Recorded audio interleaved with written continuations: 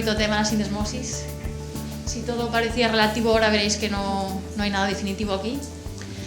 La sindesmosis, 4 notitas, vamos a ir más rápido de lo previsto, por hay cosas que se repiten. Su papel fundamental es de dar estabilidad articular, no solo a la tibio-peronea, por su localización, sino a toda la articulación del tobillo. Se sabe que la ausencia de diagnóstico y por tanto de tratamiento de una lesión de la sindesmosis tiene consecuencias muy graves para la articulación y por lo tanto lo fundamental y el principio es la sospecha, ¿vale? El diagnóstico empieza por encendernos la bombilla y pensar que puede estar lesionada. Bueno, como hemos repetido muchas veces, ojo a las lesiones asociadas y a distancia. Bueno, el anillo, una novedad para vosotros hoy, ¿no? Súper importante, no solo el anillo a nivel del tobillo, de la mortaja, sino que hay un anillo a nivel de la tibia astragalina, ¿vale? El que se conforma por el peroné, la tibia y los ligamentos sindesmales. Son, bueno, imágenes anatómicas que habéis visto para recordaros que la sindesmosis es un conjunto de 3 ligamentos, el interóseo, el ligamento tibio-peroneo anterior y el tibio-peroneo posterior. Este último, el posterior, es, digamos, el más responsable o el que tiene la relevancia más importante en cuanto a la estabilidad, el 42%, por fijarle una cifra. El que primero se ve sometido a fuerzas y el que primero cede es el anterior. Suele ser una lesión ligamentosa o a nivel de peroné, la lesión de Guastafe, la fractura de Guastafe. Sí, verdad, puede ser del canto anterolateral de la tibia, pero no es lo más frecuente. Y sin embargo, el ligamento tibio-peroneo posterior, donde suele ceder, es en la tibia, ¿vale? Y aunque podemos tener una lesión ligamentosa, es mucho más frecuente tener una fractura del canto posterior, ¿vale? Con lo cual, medio pisaré la charla de Rafa, porque no hay sindesmosis y maleo posterior. Biomecánica. La función de este complejo ligamentoso lo que hace es contrastar fuerzas, como hemos visto, de rotación y de traslación. Pero tiene que permitir cierta movilidad, no ser algo estable ni estricto, para que se produzca un encaje correcto del talus dentro del tobillo cuando se produce la dorsiflexión. Con lo cual es súper importante este equilibrio entre flexibilidad y estabilidad. Tras una fractura, este equilibrio debe restaurarse y es muy importante porque 1 milímetro, 2 milímetros, que a veces ni se ven, en la apertura de la mortaja, en un déficit de reconstrucción articular, disminuyen hasta un 42% del contacto tibiotalar. Y eso significa que en muy poco tiempo, y a lo mejor estamos hablando de 1 año o 2, vamos a tener una artrosis en el tobillo que es muy limitante. Por lo tanto, inestabilidad y artrosis van siempre de la mano, muy importante. Lesiones sindesmales. Se habla de que aparecen en el 15% de las fracturas de tobillo. Si nos vamos a fijar en las que vamos a operar, que somos las que un poco más siempre nos fijamos, hasta el 25%. El mecanismo de lesión es una combinación de rotación externa del astrágalo dentro de la mortaja del tobillo, ¿vale? Este mecanismo de lesión no solo en las fracturas, sino también cuando hablamos de lesiones sindesmales en cuanto a lesiones ligamentosas aisladas. El espectro de lesión desde un simple esguince hasta una diastasis franca, ¿vale? La diastasis franca no es muy problemática de detectar, la que es difícil de detectar es el esguince, el que pasa desapercibido. Y como os han contado más de una vez, puede aparecer en cualquier tipo de fractura, ¿vale? Especialmente supinación, rotación externa, la expronación, rotación externa y el Maisonneuve. Más cosas. Sospecha es lo fundamental y lo primero para poder hacer un buen diagnóstico. ¿Qué solemos usar? Pues la exploración física, no olvidarse, como hemos visto, el peroné proximal. Pruebas específicas de estrés. Se ha hablado mucho, se han comparado, validaciones, el más específico. Todo esto es muy interesante, pero en una fractura en la que hay dolor y que es muy difícil explorar, pues tiene un valor muy limitado, ¿vale? Si ya lo tiene en una exploración, digamos, ligamentosa, sin fractura asociada, en un tobillo fracturado, pues igual no tiene mucho sentido esto de las pruebas de estrés. ¿Qué más podemos utilizar? Las pruebas de imagen. Y nuestra primera y favorita, pues la radiografía. Como sabéis, en la patología del pie, lo ideal, radiografía en carga. Con una fractura de tobillo, en este caso, vamos a tener, bueno, pues si no es posible, algo difícil, ¿vale? Cuanto más compleja la fractura, más difícil tendremos. AP, lateral y mortaja. Esto es, bueno, ya todo repetido. Buscaremos alteraciones en la AP, esplazo claro, superposición y tibio-peroneo. La validez y la fiabilidad de estos parámetros está muy cuestionada. Parece que, bueno, que ya lo tenemos claro. Sin embargo, no es tan fiable como creemos y lo que sí que nos aconsejan es hacerla contralateral, ¿vale? Sí tiene especialmente valor como parámetro positivo. Si efectivamente vemos que esté aumentado el espacio, pues, hombre, roto tiene que estar. pero la normalidad en la radiografía tampoco nos debe dejar tranquilos en cuanto esto no tiene nada. Bueno, si este es el patrón normal, entre comillas, es con el que compararemos pues, nuestras lesiones, ¿vale? Y aquí vamos a ver ejemplos de lesiones y de cosas. Bueno, fractura de peroné, fractura del maleolotibial, ¿de acuerdo? El espacio claro aumentado, el tibio peroneo también, algo debe tener sindesmosis, habrá que verlo, ¿no? Bueno, si nos fijamos en el lateral, porque no todo es una proyección, pues además tiene un maleolo posterior. Bueno, pues con esos espacios aumentados y un maleolo posterior, algo tendrá. Otro ejemplo, ¿vale? Peroné que, bueno, hasta que parece que se parece al anterior. Sin embargo, el maleolotibial está bien, pero con el espacio aumentado.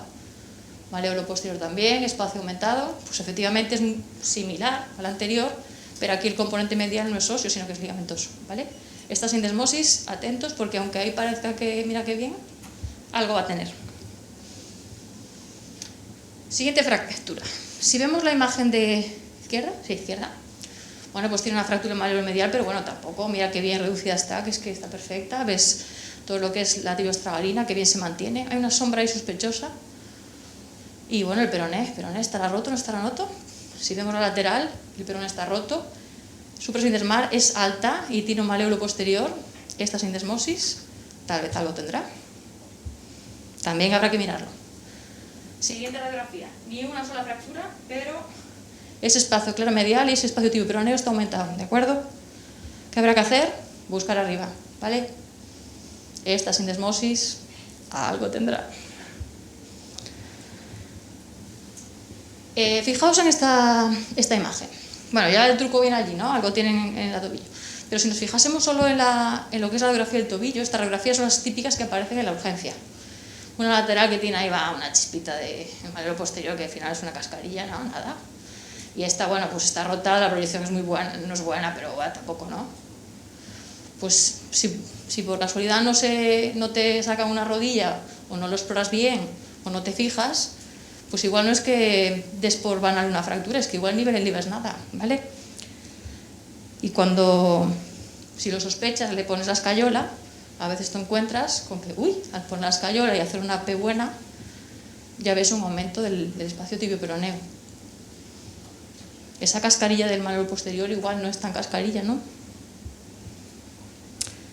Otras opciones para el diagnóstico del parte de la radiografía, que como veis no da mucha información, pues la reso, la eco. Bueno, esto se ha estudiado mucho, yo creo que tiene mucha importancia cuando hablamos de una lesión ligamentosa, pero el contexto de la fractura yo creo que igual nos aporta poco, ¿vale? Y la artroscopia. La artroscopia lógicamente tiene que ser en el acto interoperatorio. Nos vale bien para confirmar las lesiones aisladas ligamentosas como método de confirmación. En el caso de las fracturas, también no solo de diagnóstica, sino también terapéutica.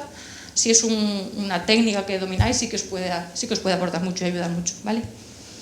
Y luego el TAC. El TAC es un medio excelente para estudios, sobre todo de la radiografía, de la fractura. Tiene una visión 3D, nos permite ver la fractura, la articulación tibio-peronea, si está lusada, si no está lusada, si encaja o no encaja. Cuando se hace un TAC posoperatorio nos permite ver la malrotación del peroné y ver lo buena o mala que ha sido nuestra reducción del peroné y nuestro encaje del peroné en la incisura. Y bueno, muy importante también para la evaluación del maleolo posterior. Esta fractura, una fractura de luxación de tobillo, se reduce, se pone una ferulita, la fractura de peroné, el maleolo medial ahí un poco desplazado, allá atrás pues no sabemos muy bien qué puede haber. Vamos a hacer un TAC. Bueno, pues efectivamente la fractura de peroné, la fractura de la zona medial, y ahí vemos mucho mejor ese maleolo posterior, ¿vale? Esto nos ayuda a conocer la fractura, a no banalizar las lesiones. ¿Significa esto que se le pide TAC a todo? Pues sí, o casi que sí, ¿vale? Habrá fracturas que, bueno, pues si tenemos una fractura aislada infrasintesmal del peroné, pues igual no es necesario, pero bueno, ante la duda mejor un TAC de más que de menos. ¿Por qué es importante el TAC? Porque nos da un estudio súper detallado y para entender el mecanismo de lesión, qué es lo que queremos hacer de la fractura, ¿vale? Y también porque nos orienta mucho a que haya lesiones sindesmales asociadas, que es lo que ahora nos toca. Pero y sobre todo por la planificación quirúrgica, súper importante en las lesiones complejas de tobillo, ¿vale? Y un poquito más así en miga de la sindesmosis. Una vez que uno sospecha que puede haber una lesión sindesmal y que, bueno, pues sí, creo la tiene, ¿no? No solo hay que diagnosticarla, sino que una vez que estoy operando, ¿cómo controlo si esa sindesmosis es estable? No es estable, ¿vale? Porque igual he fijado el peroné, igual he fijado el maleo medial. ¿Qué pasa ahora con la sindesmosis? Lo típico y característico era la exploración fluoroscópica. Y, bueno, los que ya conocéis el test del gancho, ¿vale? Una vez que se fija la fracturita, gancho o pinza y tiramos, ¿vale? Otro test, el test de la rotación externa forzada. Si abre más de 5 milímetros, ¿vale? Problema de estos, poca sensibilidad, poca concordancia interobservador, y con estos test fluoroscópicos y luego al posoperatorio hacemos un TAC, muchas veces nos vemos con altas tasas de malreducción del peroné dentro de la incisura. Esto nos alerta que, pues hombre, si hasta un 25-50% de tasas de malreducción, pues igual esos test no son muy válidos y desearíamos un sistema mejor o unas alternativas mejores para controlar esto, ¿vale? Opciones. El TAC intraoperatorio es estupendo y maravilloso, pero bueno, no muy disponible y, hombre, meter este trasto tampoco es excesivamente fiable, ¿vale? Alternativas, yo creo, un poco más al alcance de todos. La visualización directa de la sindesmosis, cada vez y más actualmente, es un punto que se está estudiando y que se está haciendo mucho, el ver directamente con un abordaje qué pasa ahí en esa sindesmosis, ¿vale? Puede ser por una vía abierta, simplemente un abordaje. Si el abordaje tenemos del peroné lateral, aprovechamos y disecamos un poquito, o si hemos hecho cualquier otro abordaje, se hace un abordaje anterolateral directo a la sindesmosis y se ve y no hay problema. Y si eres hábil con la técnica artroscópica, pues también es una opción muy buena, ¿vale? Intraarticularmente, pues vemos ahí, pues si reduce, no reduce, si hay lesión, si es inestable, si encaja, no encaja bien, con lo cual es una técnica súper útil en estas sesiones. En cuanto al tratamiento, si hay algo que lo define es la controversia, ¿vale? Lo que sí, hay pocas cosas claras, pero lo que sí está claro es que para lesiones sindesmales no da lugar al tratamiento conservador con yeso, ¿de acuerdo? Y que la indicación quirúrgica, por lo tanto, viene determinada por la estabilidad, con lo cual esto que hemos hablado de la estabilidad intraoperatoria es súper importante. ¿Qué es lo que se hacía tradicionalmente? Pues una reducción indirecta y una fijación pues con tornillos. ¿Recordáis esta fractura? Pues si nosotros tratásemos esta fractura pues como se ha tratado pues de toda la vida, haríamos una osteosíntesis del peroné, una osteosíntesis del maleo medial. Luego se mira la sindesmosis, se pone una pinza y se pone el tornillo, ¿vale? Problema de esta opción, que no es mala opción en absoluto, es que muchas veces la malreducción pues tiene tasas altas, como hemos hablado, y que muchas veces no te enteras pues hasta que el paciente va mal o haces un TAC, ¿vale? ¿Qué opción tenemos de cambio de perspectiva y cambio de mentalidad? Aquí vuelve el anillo. La reducción y fijación de todas las estructuras lesionadas, todos los fragmentos y todos los ligamentos. No solo es el peroné y el interno, también es el posterior, el guastafe, el anterolateral de la tibia, la sindesmosis, el dictoideo, el lateral externo, por supuesto, todo, ¿vale? ¿Qué supone esto? Pues que para eso lo primero que tenemos que hacer es un buen estudio, TAC. Hay que conocer abordajes, pues digamos, diferentes a los habituales, ¿vale? Hay que poder ver todas las lesiones que tenemos que reparar.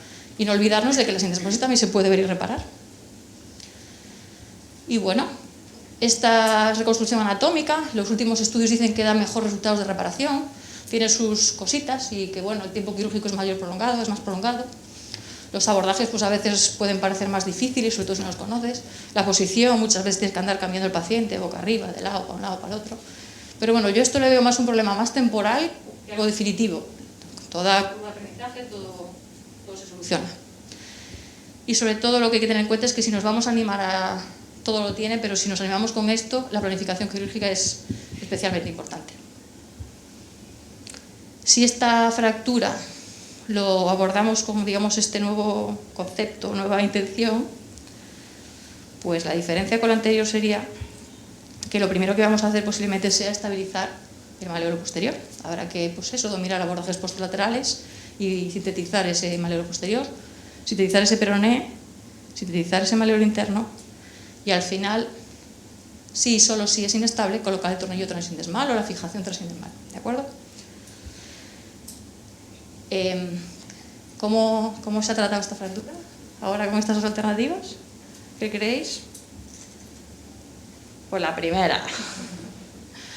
Vamos a ver ejemplos de tratamiento, ¿vale? Para que veáis que la sindesmosis, no aunque es, digamos, una lesión así muy... una entelequia, se trata de muchas maneras y depende de las lesiones asociadas, de las fracturas. Bueno, pues se puede tratar como veis aquí, pues simplemente pues haciendo una fijación ósea de todas las lesiones. El peroné, el anterolateral de la tibia, como veis el malleolo posterior tiene varios fragmentos, el medial, el posterior medial, ¿vale?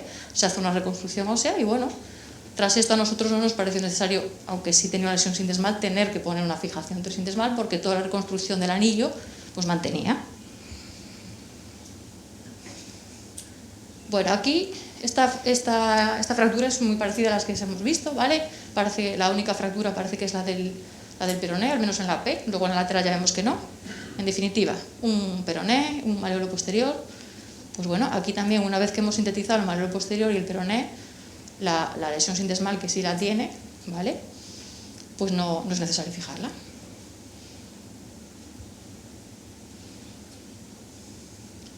Otra opción, ¿vale?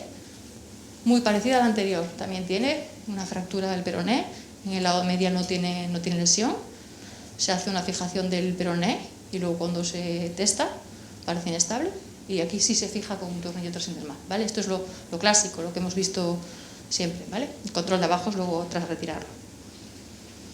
Bueno, y aquí muy parecida a la primera, ¿vale? Pues muchas fracturas, muchos fragmentos, hacemos una reconstrucción de todos ellos y bueno, al final cuando uno lo testa la sensación que tiene es que ya no es necesario fijar nada más en la sindesmosis porque la reconstrucción del anillo es estable.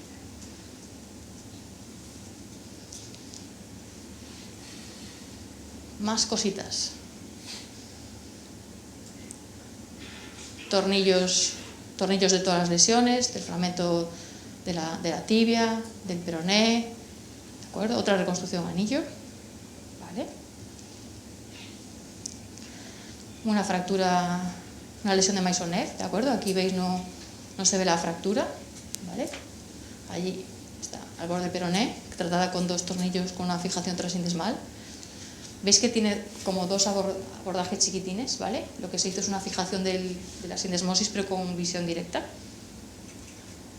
Y bueno, pues al final, todo, que si tornillos, que si anillo, que si tal, esto es un poco batiburrillo, ¿no? Pero ¿y a la sindesmosis qué le hago?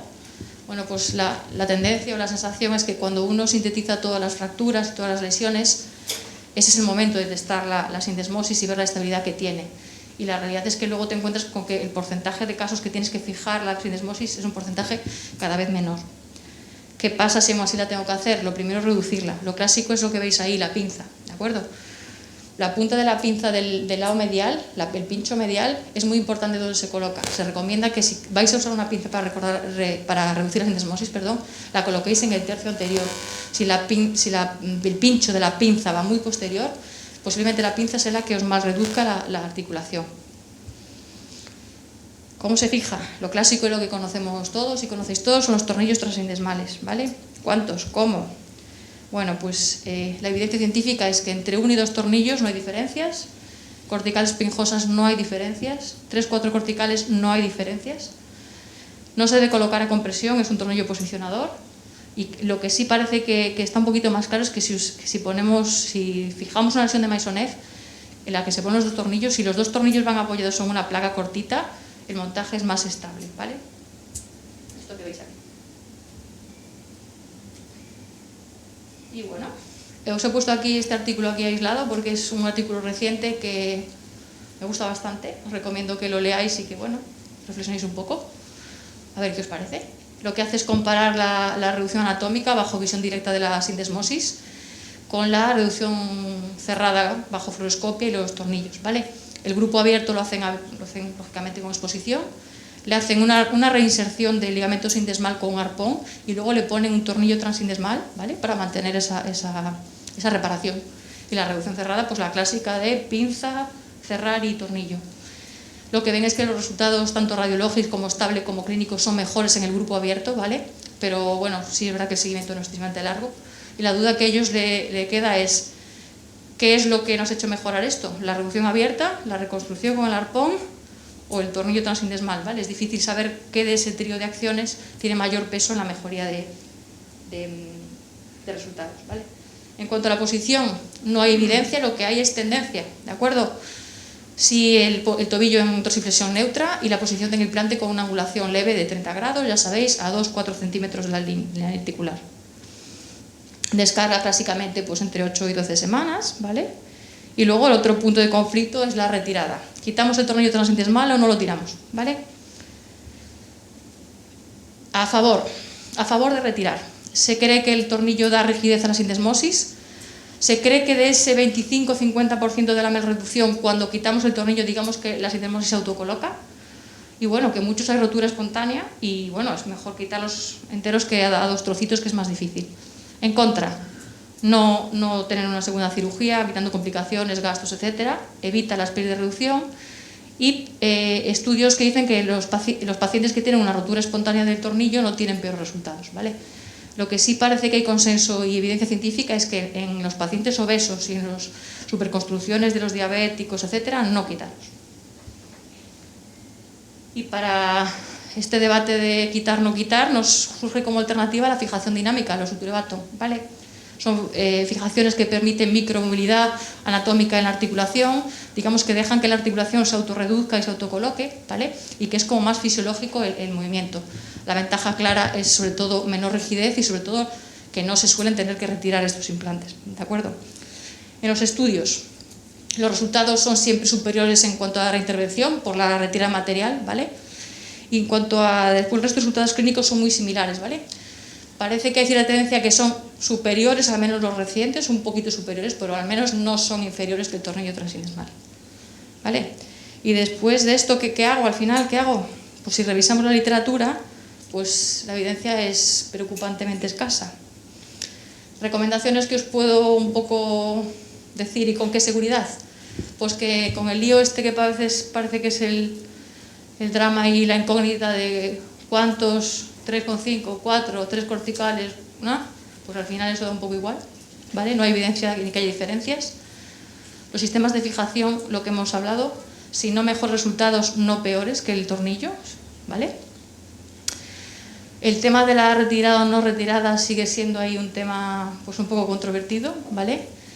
Y bueno, no olvidarse del maniobro posterior, que os explicarán lo súper importante que es. Y luego, esos test fluoroscópicos que tanto nos hemos apoyado toda la vida y tan fiables nos parecían, pues parece ser que no lo son tanto. Mis preferencias, y esto es una opinión personal, cada vez me gusta más la fijación anatómica, la reconstrucción de todas las secciones del anillo. Cuando necesito poner una fijación, yo sigo usando un tornillo tricortical, pero perforando las 4 corticales, descarga y yo sí lo retiro, ¿vale? Me da mucho miedo ese 50% de tasas de más reducción. El inconveniente, pues efectivamente, que no sé si está bien colocado o no, con lo cual yo ante la duda lo retiro. Y el sesgo, tengo poca o nula experiencia con sistema dinámico, con lo cual no puedo decir que me guste el tornillo porque sea mejor. Es el que conozco, con lo cual esto es un sesgo muy importante. Consejos. Bueno, sigue siendo un tratamiento controvertido. La evidencia científica está en los artículos, hay que leer. Y aunque sea la mía, ninguna opinión es evidencia, es solo tendencia, ¿vale? Y bueno, esto es todo. Gracias por aguantar el tostón.